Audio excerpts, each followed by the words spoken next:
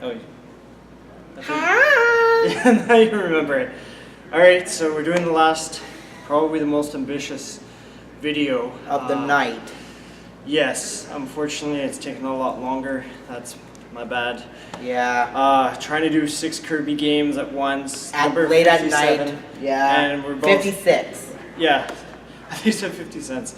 And unfortunately, because it's ambitious, we're both starting to get cranky. Yeah. So I'm from work and just because it's so much. And it's late and it's going to be buses everywhere. Okay, but anyways, back on the game. What was the first game we did? We did Kirby's Adventure. Yeah. First game. People don't realize that was the first game. And it was so early that you can't even absorb the inhale. powers. Yeah. Yeah. So I mean, it's a classic game.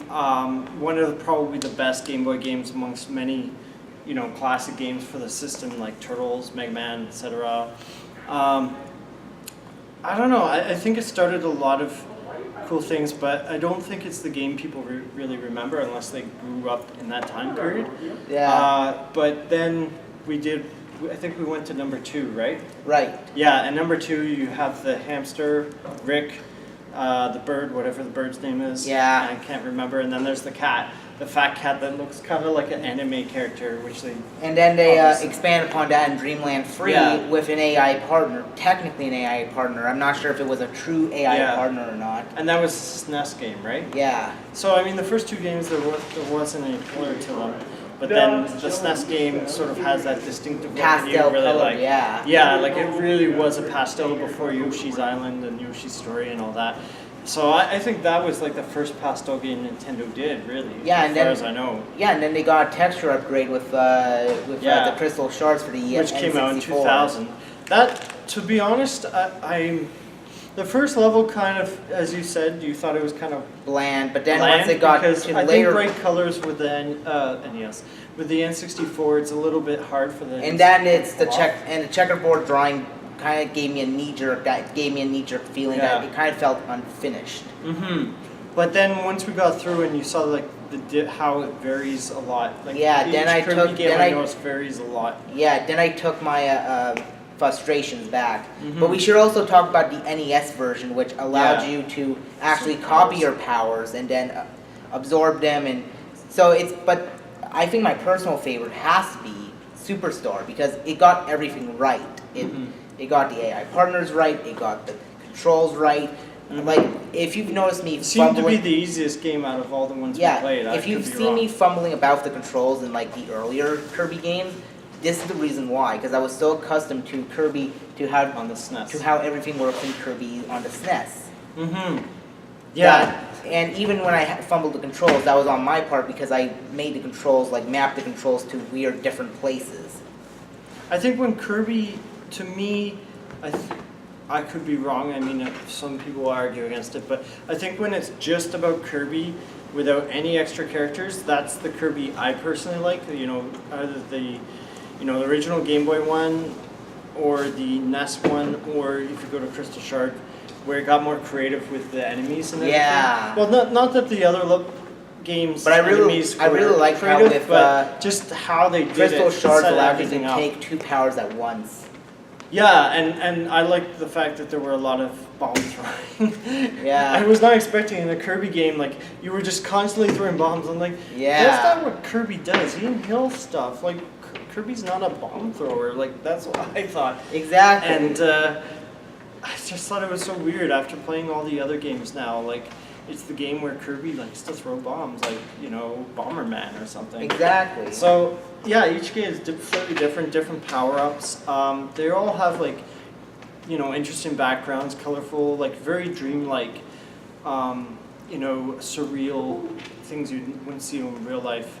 And it just makes you realize, hey, they really use their imagination to create this colorful world with Kirby and all these very unique enemies that are you can't really see in any other games. And I think that's Kirby sort of pushes the imagination to the limit compared to any other series I can think of, at least. So I don't know if you have much else. I say... did we miss any games? I don't think so. We mentioned 1, we mentioned 2, we mentioned 3, we mentioned 64, we mentioned the NES, and then we mentioned Yeah. Superstars. So I think we got all of the Yeah. them knocked down. Because I've seen all of them. And they're but- all compiled into Kirby Dreams Collection for the Nintendo Wii. Yeah, and that's really what the game is supposed to be this week. That week we're revisiting it. But I have a copy of that, but the game's actually really rare now. It's like goes for like $125 on eBay. It's crazy. So that's why I thought, hey, let's just play the game. Yeah, the let's games just- as they were Yeah. released.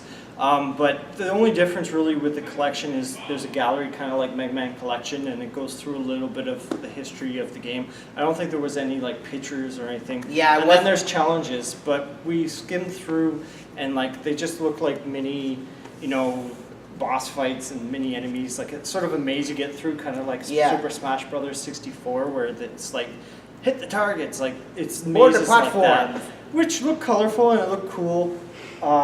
Look better than Crystal Shard, obviously, because it came out on the Wii, so the engine, whatever they're using, I think was custom. But, I mean, it was just like a go through, like the highlights of Kirby. So I don't think we really missed much. And I guess that was like 80 minutes for the hardcore Kirby enthusiast that bought the 20 or 25 year anniversary collection. So yeah, I think.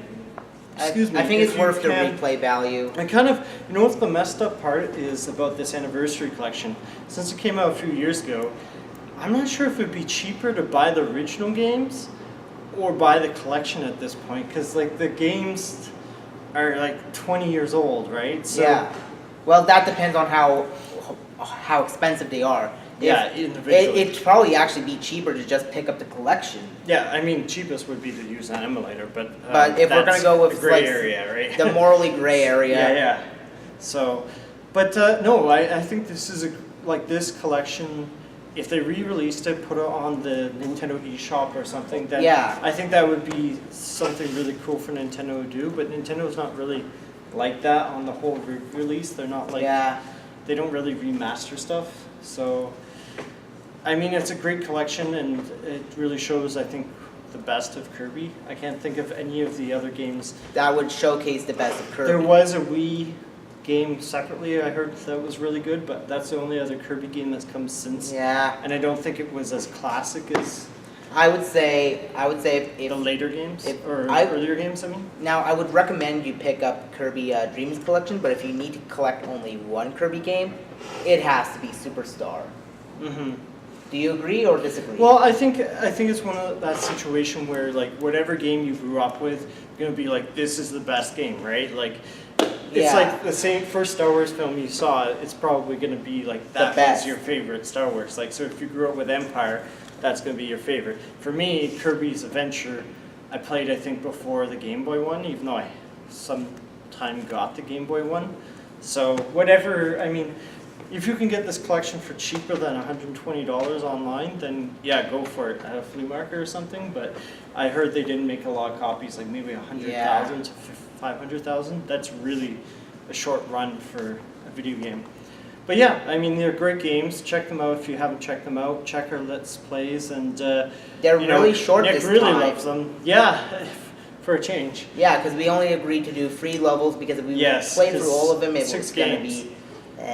We'll be here all night. So think of it like I wouldn't go to work tomorrow. It's still going to be like an hour long each of them. So yeah, it adds up. Yeah. So, any passing thoughts? Or passing thoughts? If you just want finishing thoughts. Just watch the Kirby anime if you don't want to buy anything. Or watch videos on YouTube, I guess. But yeah, but it doesn't have the same charm as the anime. Or you can just watch the Let's Plays and then from there choose whichever Kirby you visually appeals. Looks the coolest. That's actually, or there's a guy named Ant Dude who does a Kirby retrospective video. Check him out. Check which Kirby video game strikes your fancy and then play that. There you go. Bada boom, bada bing. Yep. You good? I'm good. You good? I just want to do the Kirby outro. Let's do it.